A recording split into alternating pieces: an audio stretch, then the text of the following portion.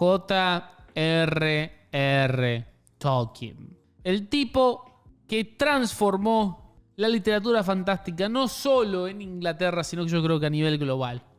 Alguien que mostró que la fe puede llevarse de una manera creativa, trascendente y, ¿por qué no? Profunda a la vez. Vamos a comenzar por el inicio justamente, que es los años tempranos de la vida de Tolkien. Tolkien nace el 3 de enero del año 1892 en Bloemfontein, Sudáfrica. Un dato que ya es un poco raro de arranque porque Tolkien, un escritor inglés que desarrolló la mitología en Inglaterra básicamente, en realidad nació en África. Bueno, Sudáfrica era parte de las tierras de la corona inglesa, su padre era banquero en la región y por eso es que él nació ahí. Muy rápidamente en la vida de Tolkien sucede el primer gran golpe, que es que su padre Arthur, después de enviarlos a Inglaterra nuevamente, porque bueno, se dice, no queda claro cómo, que el clima le hacía mal a Ronald, le hacía mal, el clima de Sudáfrica, digo. Arthur envía a Tolkien y a su mamá y a su hermanita de vuelta a Inglaterra en el año 1895, mientras él se queda en Sudáfrica. El padre de Tolkien, Arthur, un año después de este evento, o sea en el 96, cuando Tolkien apenas tiene 4 años, muere de fiebre. O sea, a los 4 años de Tolkien, su papá fallece. Mabel, la esposa de Arthur, la madre del niño Tolkien, se muda con los chicos a un pequeño pueblo rural a las afueras de Birmingham. Un campo verde, donde había molinos, donde había un río. Un campo que se parece mucho a la comarca, que después él desarrollaría en sus libros. De hecho, Tolkien se refiere a ese lugar y a esa experiencia de vida de la siguiente manera. Era literalmente un hobbit viviendo en la comarca sin saberlo todavía. Pero hablando un poquito de la madre, la vida vuelve a golpearlo a Tolkien muy rápidamente. Gente, Tolkien es una persona forjada a base del dolor, de la tragedia. Porque Mabel, su madre, después de quedar viuda, se pone a educar a sus hijos de una manera brutal. O sea, Tolkien aprende latín a los 4 años. Tolkien a los 4 años habla inglés y al mismo tiempo habla latín. Y en el año 1900, cuando Tolkien tenía 6 años, va a suceder un evento canónico para el futuro teológico, inclusive, me atrevo a decir, de Tolkien. Que es que su mamá, que se había hecho cargo de los chicos, que los estaba educando, se convierte al catolicismo. La mamá de Tolkien se hace católica. Recordemos que el catolicismo no era lo más popular en ese momento.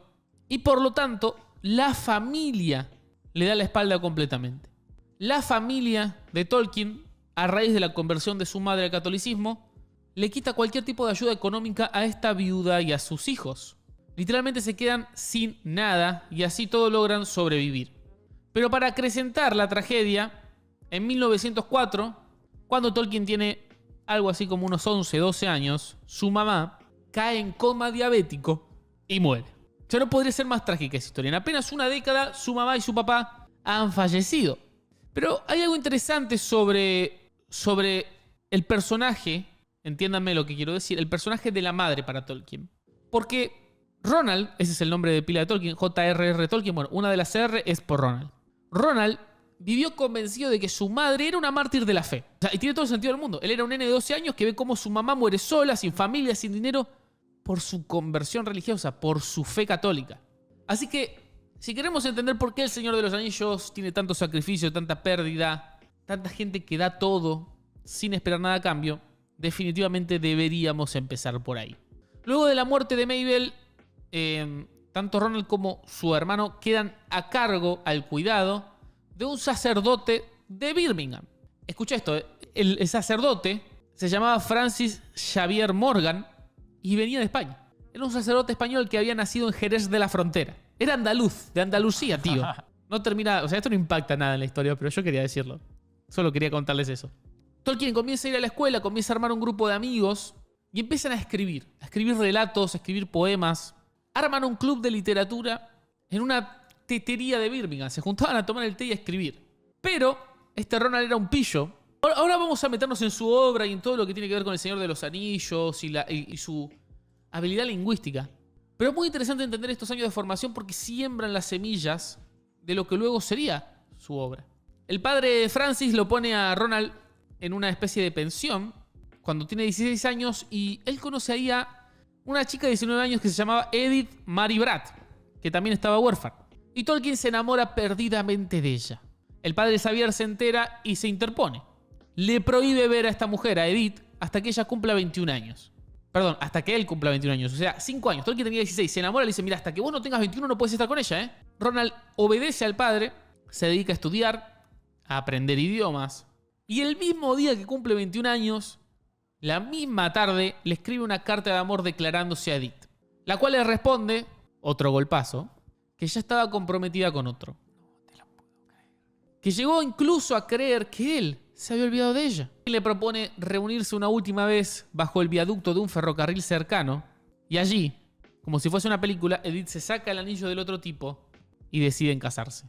¿Por qué les cuento esto? Porque esta historia, ¿sí?, de un chico que espera 5 años para poder hablar con una mujer que parecía inalcanzable para él, en la que había muchos obstáculos, es el prototipo de la historia de amor más famosa de toda la Tierra Media, que los gordos Señor de los Anillos, los gordos Silmarillion saben de qué estoy hablando. Beren y Lúthien. Edith era Lúthien. Tolkien entra en la escuela de Oxford y no solo estudia idiomas acá, sino que empieza a hacer algo completamente diferente. Empieza a inventarlos. Tolkien empieza a inventar idiomas. ¿A vos se te ocurrió alguna vez inventar un idioma? El tipo se pone a inventar idiomas. No como hobby, tipo, en vez de ver TikTok me pongo a inventar un idioma, ¿entendés? Como un proyecto serio. De hecho, el Sindarin, que es el idioma de los elfos, el Quenya, las lenguas que están en El Señor de los Anillos no son garabatos inventados, o, ¿viste? Como... No. Son idiomas reales que él generó con estructura lingüística, con reglas de redacción, con gramática. De hecho, se dice que él inventó las historias de los libros para darle un lugar a sus idiomas. Hey, no creas todo lo que yo digo en este canal. Siempre, pero siempre compara mis palabras con la Biblia. Y si querés llevar tu estudio, tu investigación de las escrituras a otro nivel, quiero recomendarte Logos Bible Software. Es la herramienta que yo uso para todos mis estudios. Con un clic podés ver el interlineal en hebreo y en griego, podés comparar traducciones, consultar comentarios bíblicos, diccionarios teológicos y hasta mapas arqueológicos para poder ver la Biblia en tiempo real. Todo está conectado. Es como tener una biblioteca completa de teología en tu pantalla. Y lo mejor es que puedes empezar sin costo. Entrá a logos.com/lodavi o escanea el QR que está apareciendo ahora en pantalla y empezá a estudiar la palabra de manera mucho más seria y profunda. Porque si sos de los que no se conforma con la predicación del domingo y quiere ir directo a la fuente para poder entender las escrituras, esto te va a ayudar. O sea, la historia fue una excusa para mostrar los idiomas que había escrito y no al revés. Definitivamente estábamos ante alguien muy particular, ante un tipo brillante, de esos que surgen una vez por generación, si no es más. Llega entonces el año 1914, con ya unos 22, 23 años, la Primera Guerra Mundial hace su aparición y Tolkien se alista voluntariamente al ejército inglés. Lo mandan a Francia, donde trabaja como mensajero, debido a que dominaba idiomas, y empieza a tomar apuntes de lo que sucede. Hay un día en particular, que es una batalla que sucede en julio del año 1916, que es conocida como la batalla del Somme. Busquen Somme, si la quieren investigar en Google. Esa batalla, en el primer día, ocasionó que 57.000 soldados británicos mueran. O sea, una bombonera llena de soldados británicos muertos en un día. Tolkien estaba ahí. Tolkien vio esa batalla. 22 años, muere su papá, muere su mamá. No le dejan hablar con su mujer hasta que la puede conquistar y ve cómo 57.000 compañeros británicos mueren en el medio de una guerra. Yo empiezo a ver un patrón, como nos sucedió en el Short Story de C.S. Lewis, en el que estos eventos, estoy escuchando tu mate por acá, en el que estos eventos canónicos, dolorosos, forjan a estas grandes personas. Es como si fuese una condición necesaria, sine qua non, tener que atravesar por todo este dolor para producir grandes historias. No sé si atravesar ese dolor, pero vivir. Y hago un paréntesis porque siento que a veces nuestra generación está tan enfrascada en las pantallas que no estamos viviendo, amigos. Y después queremos escribir grandes historias. No se puede escribir grandes historias sin no haber experimentado grandes cosas. En el medio de esa guerra, uno de sus amigos más cercanos llamado Ralph muere. Otro de sus amigos muere. De hecho, 4 de sus íntimos amigos, de los 4 que eran el grupo más cercano de él durante toda su juventud, solo quedó vivo uno. Le agarra una enfermedad, una infección bacteriana llamada la fiebre de las trincheras que lo derrota físicamente y esto lo obliga a ser evacuado. Es decir, regresa a Inglaterra. Entonces, para octubre del 16, Tolkien está enfermo, está haciendo el duelo por sus dos mejores amigos, por todo el trauma que tuvo que ver, y comienza a escribir. Comienza a escribir lo que sería el prototipo, el origen del Silmarillion, donde ya empiezan a aparecer elementos bélicos, un reino oculto que cae por tradición, civilizaciones que se pierden para siempre, héroes que mueren solos. De hecho, es tanto lo que él vive en esta etapa, que si uno lee la primera frase del Hobbit, libro que tengo por acá y que es uno de mis favoritos, la primera frase abre así: en un agujero en el suelo vivía un hobbit, no un agujero húmedo, sucio y repugnante. Eso casi pareciera que es una trinchera, ¿no? Pareciera que está hablando de una trinchera. El hobbit vivía en un agujero cómodo, provisto, lindo, todo lo opuesto a lo que a Tolkien le tocó vivir en la guerra. Es extraño, ¿no? Es extraño cómo detrás de esas historias que amamos, lo que hay es hombres que han sufrido, personas que han atravesado dolores inimaginables. No es que, con todo respeto por lo que nos toca vivir a nosotros, no es que tenía ansiedad como tengo yo, ¿entendés? Chabón vio morir 57.000 personas, sus mejores amigos, se enfermó, casi muere. Yo odio a la gente que nos dice que somos la generación de cristal, pero ¡ey! Hay algo ahí, amigo. Después de la guerra, Tolkien se vuelve profesor en Oxford, es el académico más serio de su generación, y en 1926 conoce a C.S. Lewis. Para ese momento Lewis era ateo, el autor de las Crónicas de Narnia, mientras que Tolkien era un católico ferviente. Intercambian poemas, intercambian cuentos, historias, y la amistad empieza a nacer. Tal es así que durante casi una década, ellos, junto a un grupo de amigos, se reunían en un pub llamado The Eagle and Child de Oxford para hablar de literatura fantástica. Tolkien les contaba a los miembros cómo iba el desarrollo del Señor de los Anillos, mientras que Lewis iba escribiendo Narnia. Si quieren saber cómo Lewis, que era ateo, se vuelve cristiano, vean el True Story de Lewis, porque Tolkien tiene mucho que ver en esa conversión. Lewis llega a proponer más adelante a Tolkien para que le den el premio Nobel de Literatura, esto es un detallito, y lo rechazan porque tenía una pobre prosa, decía el jurado, ¿no? O sea, el premio Nobel rechazó a Tolkien por una pobre prosa. Ya no existe más ese jurado, y menos mal, ¿eh? Menos mal. Pero bueno, siguiendo con la historia, a principios de los años 30, mientras se juntan con este grupo de notables a hablar de literatura fantástica, llega a manos de Tolkien un examen de un alumno. Y mientras está viendo los exámenes y corrigiendo, se encuentra una hoja en blanco y en esa hoja en blanco escribe: en un agujero en el suelo vivía un hobbit. Esto te va a volar la cabeza, Iván. Él mismo no sabe por qué escribe eso. Es como si lo hubiese poseído algo. Él ve la hoja y dice: en un agujero en el suelo vivía un hobbit. Y se queda: ¿qué es esto? Desde esa frase empieza a desarrollar lo que hoy es el Hobbit. Y lo escribe con una sola intención: esto va a ser un cuento para leerle a mis hijos antes de dormir. Y lo deja a la mitad, no lo termina. Un par de años después, una amiga de la familia lee este manuscrito del Hobbit, lee lo que le estaba haciendo. Ella tenía contactos con una famosa editorial y se los lleva. La editorial agarra y dice: ¿esto es para niños? Sí. Se lo lee a uno de los hijos de los capos, o sea, un nene de 10 años, y le leen el Hobbit por la mitad. Y el nene dice: esto está buenísimo. Así que porque ese nene dijo ok, publican el Hobbit. El Hobbit completo es publicado en el año 1937, siendo un éxito inmediato, por lo que la editorial le pide a Tolkien una continuación. Viste que las películas son El Señor de los Anillos y después vino el Hobbit. Bueno, en realidad fue al revés, ¿no?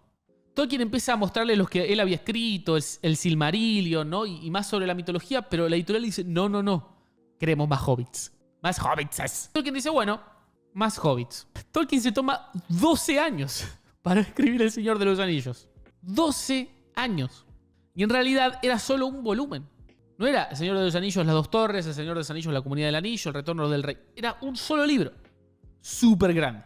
Después de la Segunda Guerra Mundial, el papel estaba carísimo, así que la editorial tiene que separarlo en 3 libros. Ni siquiera la decisión de la trilogía fue a propósito, fue casualidad, de alguna manera. Tolkien odiaba que hayan separado la historia. Tampoco le gustaban los títulos que puso la editorial, pero bueno, firmó el contrato. El libro explotó. Había fanáticos que empezaron a llamar a su casa a las 3 de la mañana para preguntarle si los Balrogs tienen alas. Muy parecido a lo que pasa en este chat, que alguien viene con una pregunta random, ¿sí? Muy parecido, salvando las distancias. Le mandan cartas en cantidades increíbles. Pero todo este éxito para Tolkien era una tragedia, en un sentido. Porque él era un hobbit que solo quería estar en su jardín fumando pipa. No ser una celebrity global que se abría la puerta de la casa, entraba uno preguntándole por Legolas. Pero mientras todo eso sucede, Tolkien sigue trabajando en el Silmarillion.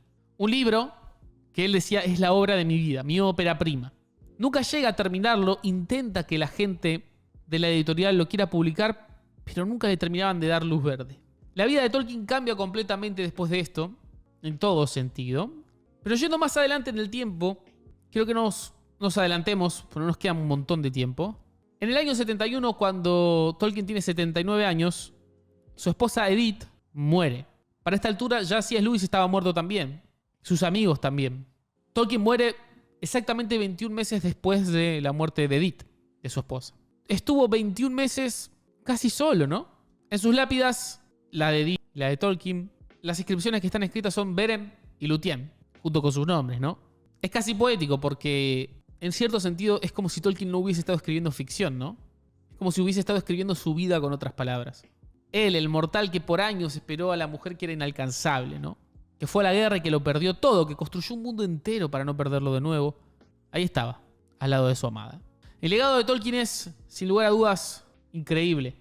A día de hoy sus libros rompen récords de venta, series y películas se han hecho en base a sus obras. Su hijo, post-mortem, publicó el Silmarillion en el año 77.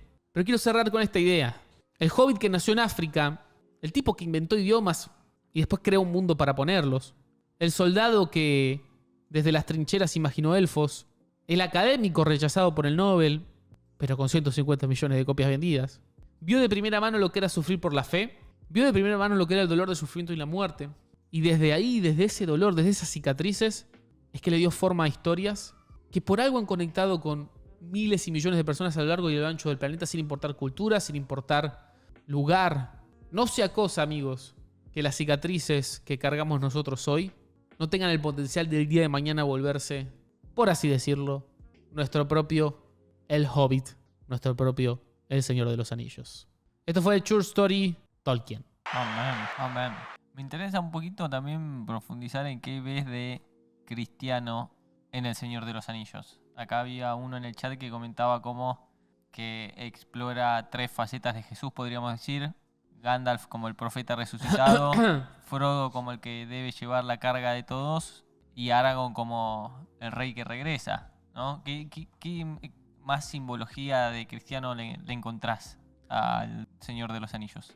Bueno, yo creo que hay muchos, ¿no? Creo que este de Gandalf, que era como una analogía clara, ¿no? Como tener que sacrificarse luchando con un demonio antiguo para salvar a los demás, morir y regresar con más poder y más sabiduría. Yo creo que eso es una imagen de Cristo.